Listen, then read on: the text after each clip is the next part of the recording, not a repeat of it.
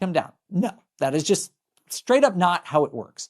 The way it works is if there's going to be a crash in the housing market, you need two conditions. You need prices to start declining like a normal correction. So we do have that part. But the second thing that must happen for a true crash to happen is that people need to be forced to sell.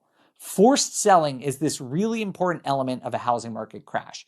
It is basically when sellers lose their ability to choose whether or not they're going to sell their house. Because if they have the choice, they're going to do what we're seeing right now. Like I said, sellers aren't forced to sell right now. And so new listings are starting to go down in those markets that are seeing correction. That is good. That is healthy. That is what we would expect.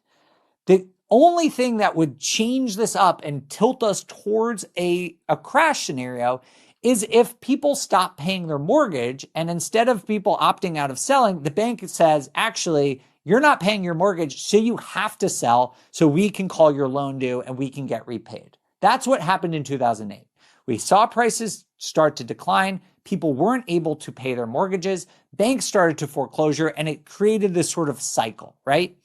So the question then is there forced selling? Are there foreclosures? This is super important to the health of the housing market. And the answer right now is a resounding no. Fannie Mae and Freddie Mac, two mortgage giants, put out some data about this every single month.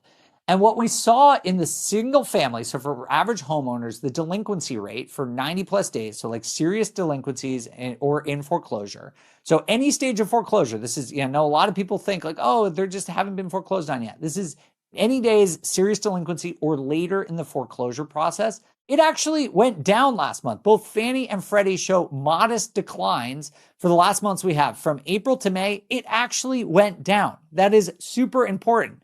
The delinquency rate is about 0.55%. So that's about 1 in every 200 mortgages.